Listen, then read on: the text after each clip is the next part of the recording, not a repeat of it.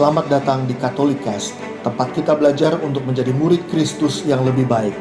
Katolikas bertujuan membantu kita semua untuk semakin berakar dalam iman pada Yesus, bertumbuh dalam persaudaraan dengan semua orang, serta berbuah dalam berbagai karya kasih demi gereja, bangsa, dan sesama.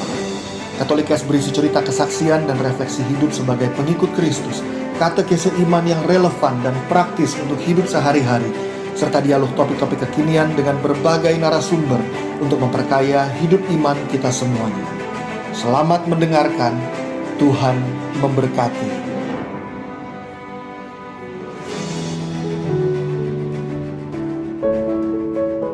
Halo semuanya, seperti biasa setiap bulan kita juga membaca dan berefleksi dari bacaan liturgi tanggal 1 setiap bulan.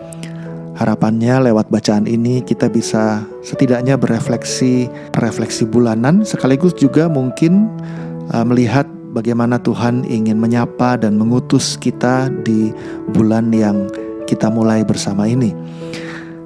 Kali ini bacaan tanggal 1 Juni diambil dari kitab Tobit dan Injil Markus. Saya akan bacakan dulu bacaan-bacaannya. Tobit bab 2 ayat 9 sampai 14. Pada malam itu juga aku membasuh diriku lalu pergi ke pelataran rumah dan tidur dekat pagar temboknya. Mukaku tidak tertudung karena panas. Aku tidak tahu bahwa ada burung pipit di tembok tepat di atas diriku, maka jatuhlah tai hangat ke dalam mataku. Muncullah bintik-bintik putih. Aku pun lalu pergi kepada tabib untuk berobat, tetapi semakin aku diolesnya dengan obat, semakin buta mataku karena bintik-bintik putih itu sampai buta sama sekali. 4 tahun lamanya aku tidak dapat melihat. Semua saudaraku merasa sedih karena aku. 2 tahun lamanya aku dipelihara oleh Ahikar sampai ia pindah ke kota Elumais. Di masa itu istriku Hana mulai memborong pekerjaan perempuan. Pekerjaan itu pun diantarkannya kepada para pemesan dan ia diberi upahnya. Pada suatu hari, yaitu tanggal 7 bulan Dustus, diselesaikannya sepotong kain, lalu diantarkannya kepada pemesan. Seluruh upahnya dibayar kepadanya dan ditambah juga seekor anak kambing jantan untuk dimakan. Tetapi setiba di rumahku, maka anak kambing itu mengembik. Lalu istriku kupanggil dan berkata, "Dari mana anak kambing itu? Apa itu bukan curian? Kembalikanlah kepada pemiliknya, sebab kita tidak diperbolehkan makan barang curian." Saut istriku, "Kambing itu diberikan kepadaku sebagai tambahan upahku." Tetapi aku tidak percaya kepadanya, maka kusuruh kembalikan kepada pemiliknya. Karena perkara itu aku merah padam karena dia. Tetapi istriku membantah, katanya, "Di mana gerangan kebajikanmu? Di mana amalmu itu? Betul, sudah ketahuan juga gunanya bagimu." Bacaan Injil diambil dari Markus bab 12 ayat 13 hingga 17. Kemudian disuruh beberapa orang Farisi dan Herodian kepada Yesus untuk menjerat dia dengan suatu pertanyaan. Orang-orang itu datang dan berkata kepadanya, "Guru, kami tahu engkau adalah seorang yang jujur dan engkau tidak takut kepada siapapun juga, sebab engkau tidak mencari muka, melainkan dengan jujur mengajar jalan Allah dengan segala kejujuran. Apakah diperbolehkan membayar pajak kepada kaisar atau tidak? Haruskah kami bayar atau tidak?" Tetapi Yesus mengetahui kemunafikan mereka, lalu berkata kepada mereka, "Mengapa kamu mencobai aku? Bawalah kemari suatu dinar supaya kulihat." Lalu mereka bawa. Maka ia berkata kepada mereka, "Gambar dan tulisan siapakah ini?" Jawab mereka, "Gambar dan tulisan Kaisar." Lalu kata Yesus kepada mereka, "Berikanlah kepada Kaisar apa yang wajib kamu berikan kepada Kaisar, dan kepada Allah apa yang wajib kamu berikan kepada Allah." Mereka sangat heran mendengar dia oleh serdadu Roma karena dianggap melawan Kaisar. Nah, mereka udah siap-siap mendengarkan jawaban Yesus, karena apapun jawaban Yesus, boleh atau tidak boleh, mereka bisa menghancurkan, mengalahkan Yesus. Tapi di luar dugaan, Yesus tidak menjawab boleh atau tidak boleh. Yesus bertanya balik, gambar dan tulisan siapa yang ada pada mata uang yang mereka gunakan pada waktu itu? Lalu mereka mengambil koin, sekeping uang, lalu mereka lihat, mereka jawab, Kaisar. Maka Yesus pun lanjut berkata, kalau gitu berikan pada Kaisar apa yang wajib kamu berikan pada Kaisar, dan berikan pada Allah apa yang wajib kamu berikan kepada Allah. Lalu kalimat berikutnya, mereka sangat heran mendengar dia. Nah, saya mau ajak kita semuanya untuk berefleksi tentang kalimat ini. Mereka sangat heran mendengar dia. Dan apa kaitannya dengan kita? Kalau kita perhatikan cerita tadi, kenapa sih mereka heran? Mereka kan bertanya soal uang untuk melihat apakah Yesus bisa tunduk pada Kaisar. Karena kalau Yesus tunduk pada Kaisar, maka mereka bisa menggagalkan perutusan Yesus kepada orang Yahudi. Tetapi dalam hal ini Yesus terbebas dari jebakan karena Yesus bilang, berikan pada Kaisar apa yang wajib kamu berikan pada Kaisar. Tetapi pada saat yang bersamaan, dengan mengatakan begitu, Yesus tidak berkata atau mengarahkan mereka untuk menjauh dari Allah dan mengikuti Kaisar. Karena Yesus berkata lebih lanjut dan kalimat berikutnya ini sebetulnya sangat kuat. Yesus bilang, berikan pada Allah apa yang wajib kamu berikan pada Allah. Apa yang wajib mereka berikan kepada Allah? Diri mereka sendiri. Kenapa? Karena pada kepingan uang itu kan ada gambar Kaisar. Maka artinya kepingan uang itu perlu diberikan kepada Kaisar dalam wujud bayar pajak. Tetapi di dalam diri manusia itu ada gambar juga. Gambar siapa? Gambar dan rupa Allah. Maka kita perlu memberikan diri kita kepada Allah. Kalau koin yang ada gambar Kaisar artinya perlu diberikan kepada Kaisar, maka kita yang adalah gambar Allah perlu memberikan diri kita kepada Allah. Maka seakan-akan dengan seruan itu Yesus seakan-akan bilang begini, kamu ingin tahu apakah aku tunduk pada Kaisar dengan memberikan pajak. Tapi aku ingatkan kepada kamu, kamu harus tunduk pada Allah dengan memberikan hidupmu kepada Allah. Jebakan mereka pada Yesus justru dibalas oleh Yesus dengan peringatan atau dengan teguran yang kuat. Maka mereka pun heran. Kenapa heran? Heran karena melihat hikmat Allah yang luar biasa pada Yesus. Jebakan yang sudah sedemikian jelinya mereka siapkan gagal menjebak Yesus.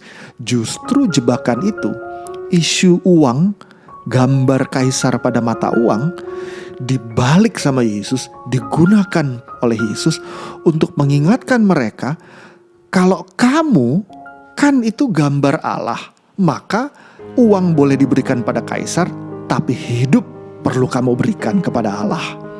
Dan ini membuat orang banyak sangat heran. Bacaan yang pertama juga mengherankan. Bacaan tentang Tobit. Bayangkan, Tobit lagi duduk tenang-tenang. Lalu ada kotoran burung jatuh ke matanya. Lalu ia menjadi buta. Bayangkan kalau kita mengalami peristiwa seperti itu. Mungkin kita udah mengeluh, lalu mungkin marah sama Tuhan dan bilang, kenapa kau izinkan ini terjadi padaku? Tobit itu orang yang setia, pengikut Tuhan yang setia. Kita mungkin udah teriak-teriak dan kita bilang, aku setia ikut engkau, kenapa engkau membiarkan bencana ini, kesialan ini terjadi padaku? Tapi Tobit gak begitu. Tobit tetap setia, Tobit tidak marah pada Tuhan. Tobit mengatakan semua saudaraku menjadi sedih. Tetapi dia gak bilang bahwa dia menjadi marah dan sebagainya. Bahkan 4 tahun lamanya aku tidak dapat melihat, kata Tobit. Nah, selama peristiwa itu, selama situasi itu, istrinya Tobit, Hana, itu yang kerja dan menghasilkan uang bagi keluarga. Sekali waktu, Hana bukan hanya membawa hasil kerjaannya uang hasil kerjaannya dia, tapi juga membawa seekor anak kambing. Waktu anak kambing itu mau dipotong, mau dimakan, mau dinikmati, Tobit bukannya langsung bersuka cita, langsung bersyukur atas berkat itu, dia justru mempertanyakan. dari mana anak kambing itu? Apa itu bukan barang curian? Kembalikanlah kepada pemiliknya, kata Tobit. Coba bayangkan, Tobit yang sudah mengalami bencana, kesialan, gak bisa cari uang, buta, istrinya yang harus membiayai dia. Pada saat ada berkat, bukannya dia bersyukur langsung, atau kalau dalam bahasa di Jakarta orang suka bilang aji mumpung ada berkat segera dinikmati. Enggak, Tobit justru bertanya dulu, apakah berkat ini barang dari hasil kerja yang jujur atau dari barang curian? Kalau ini barang curian, kembalikan, kata Tobit. Lihat, di tengah-tengah situasi kesusahan sekalipun, Tobit tidak tergoda pada berkat yang ada di depan dirinya. Dia justru mau menunjukkan bahwa di tengah kesusahan sekalipun aku tetap mau setia memberikan hidupku pada Tuhan lewat pengabdianku dengan cara jujur. Ingat tadi bacaan Injil juga waktu orang mau menjebak Yesus, orang-orang bilang, "Guru, kami tahu engkau adalah seorang yang jujur." Dan Tobit dengan kejujurannya, dia tetap mau setia hidup benar di hadapan Tuhan. Ini juga mengherankan. Kalau kita hari ini mungkin mengalami kesusahan ya, lalu ada yang kasih berkat, kita langsung kita terima. Tapi Tobit justru bertanya, berkat ini hasil dari kejujuran atau tidak? Artinya, Tobit memperlihatkan bagaimana hidupnya itu bersih di hadapan Tuhan. Dia sungguh-sungguh hidup bagi Tuhan, memberikan pikiran, perasaan, pilihan-pilihan hidupnya dituntun oleh kebenaran Tuhan. Ini mengherankan juga. Seperti halnya orang-orang heran melihat Yesus yang begitu penuh oleh hikmat Tuhan, begitu juga kita mungkin heran melihat Tobit yang hidup di dalam kebenaran, bahkan di saat dia susah sekalipun. Refleksinya buat kita sederhana, teman-teman semuanya. Yesus memberikan teladan bahwa anak Allah itu membuat orang-orang di sekitarnya heran karena ia berbeda dari yang lain. Tobit juga memberikan teladan kejujuran yang luar biasa sehingga ia juga mengherankan. Pertanyaannya buat kita, apa hikmat kata-kata atau perbuatanku sebagai pengikut Kristus yang membuat orang-orang di sekitarku jadi heran? Perilakuku, kata-kataku, caraku bersikap itu sama dengan yang lain atau beda?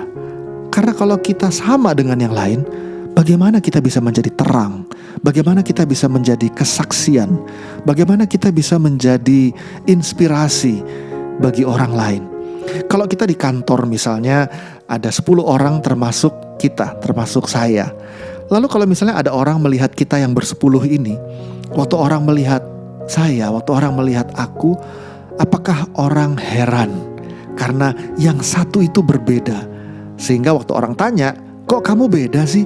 Kita bisa jawab, karena kita mengikuti Yesus. Atau waktu orang melihat aku, tidak ada bedanya dari yang lain. Tidak ada istimewanya, karena aku sama saja dengan yang lain.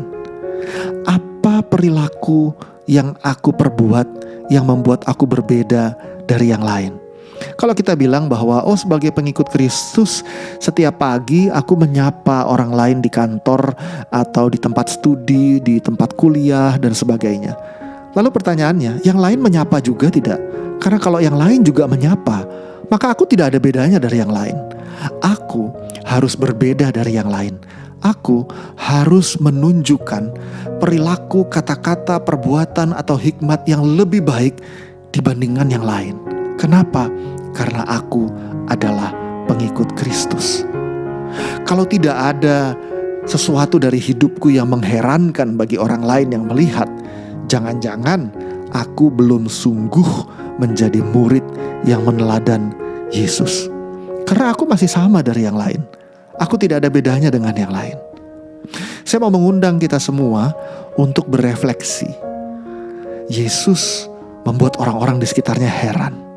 Tobit membuat kita yang mendengar ceritanya juga heran. Apakah orang-orang di sekitar kita melihat diri kita menjadi heran atau tidak? Karena kalau kita sungguh-sungguh mengikuti Yesus, akan ada sesuatu yang berbeda. Akan ada sesuatu yang membuat kita beda dari orang yang ada di sekitar kita.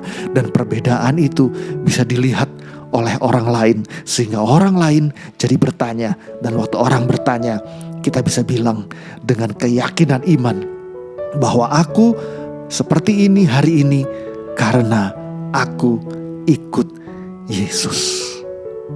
Teman-teman semuanya, mari kita sungguh-sungguh menjadi murid Yesus yang melekat pada Dia, yang perilakunya sungguh-sungguh memancarkan Yesus, sehingga kita membuat orang-orang di sekitar kita menjadi heran. Dan waktu mereka heran, itu kesempatan bagi kita untuk bercerita tentang Yesus. Tuhan memberkati kita semua.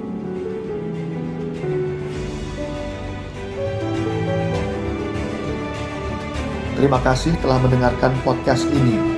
Jangan lupa untuk berbagi Katolikast kepada para sahabat dan kenalan kita, supaya semakin banyak orang mengenal kabar gembira Tuhan Yesus dan mengalami kasih-Nya yang memulihkan, menguatkan, dan memberkati. Sampai jumpa di episode Katolikast yang lain.